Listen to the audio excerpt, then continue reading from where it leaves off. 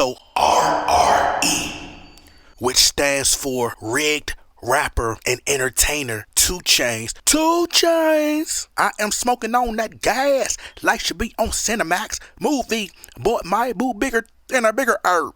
Tell him. But the man with 2 chains, not one. The man with 2 chains and 10 toes. The man with 2 chains and 2 ankles. The man with 2 chains and 10 heartbeats per second. We're talking about 2 Chainz, who we ain't got to worry about if he washes his ass, because he be fresh as hell when the feds are watching. Now, I don't know if he be musty and filthy when the feds are not watching, but he definitely takes a bath when they got the surveillance cameras on him, if you get my drift. But 2 Chainz hurts LeBron James' feelings by explaining to everybody what most real basketball fans and former RBA players have already went on record and stated countless of times, which is that Kobe Bryant is ranked higher than LeBron James in the GOAT debate. But here's what 2 Chainz had to say. Who's your basketball GOAT? Man, I just love that Kobe guy, man. Cause you got a tattoo of Kobe. I don't got no. Oh yes, I got the number 24. Yeah, 24. Yeah. How you be knowing every damn thing? Man? Yeah, I do, man. But I think everybody went and got Mamba this, Mamba that when he passed away, because it was just so out the blue. And I had just saw him New Year's. I had just saw him bringing in New Year's. Mm-hmm. And I just shot him a DM like Christmas Day. Yeah. Just DMing, going back and forth. Yeah, I think Vanessa had just had the 4th girl. Okay. And I was like, bro, I know you're trying, but bro, you just can't get no little. You can't just get a little mamba. And he say, hey, these little mamba seasons. I got mine. He was talking about the one that passed away with it. He said, that's my son. Yeah, because she was like that. Yeah. And so I met Jordan once or twice. He was really nice. He was cool. I met Kobe many a times. We had conversations about basketball, and it somewhat seemed like he might have respected my IQ. Mm-hmm. And then LeBron and I are good friends. Yeah. Real great friends, yeah.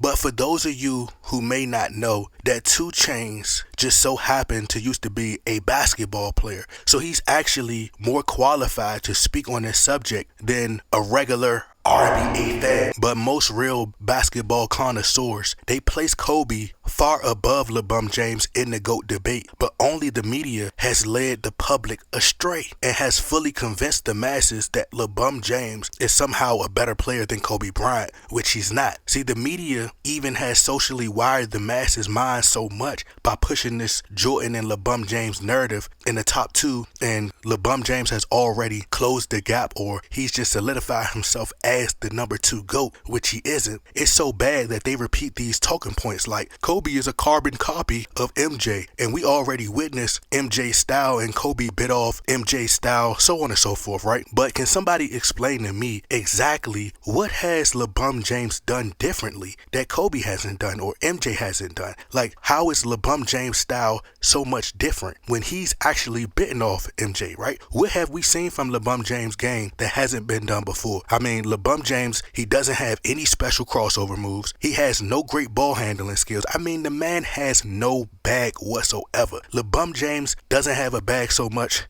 that the grocery stores are literally saying, we're going to start selling bags for 10 cents.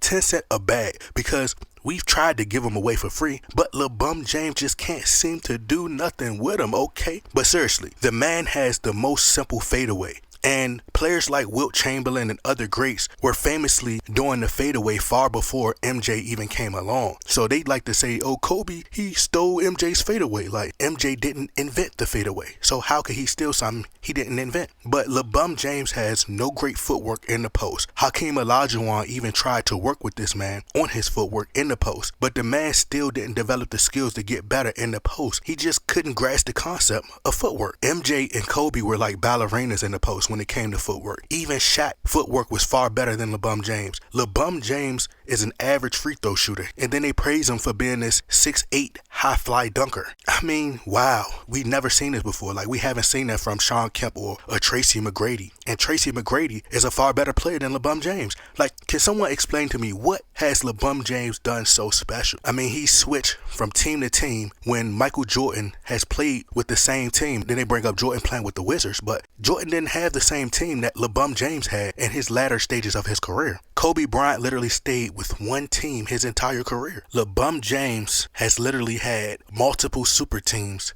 and far more all-star teammates than Kobe Bryant has ever had. They literally vetoed the Chris Paul trade in fear that Kobe Bryant would stand in the way of LeBron James and the Miami Heat, the Big Three, winning a RBA championship. But LeBron James, he steals from Jordan all the time. He stole Jordan's jersey number, redid Space Jam, and won a Razzie Award for Worst Actor. He stole MJ Choctaws. So it appears as though LeBron was the real thief. But it just goes back to the media bias that they created. Like, a knock on Kobe, they say he stole Jordan's moves, right? And Jordan did an interview for, to promote RBA 2K and said that Kobe's the only person that could defeat him because he stole all my moves. But as Kobe said, Jordan didn't invent those moves. A lot of his moves came from David Thompson, Jerry West, Dr. J, etc. But they moved the goalposts every time when it comes to Kobe Bryant. See, Kobe won 2 championships without another top 75 player and defeated the very teams that LeBron James lost to in the Eastern Conference Finals. He took care of LeBron James' work. And if you switch LeBron James and put him on the Lakers in replacement of Kobe, I guarantee,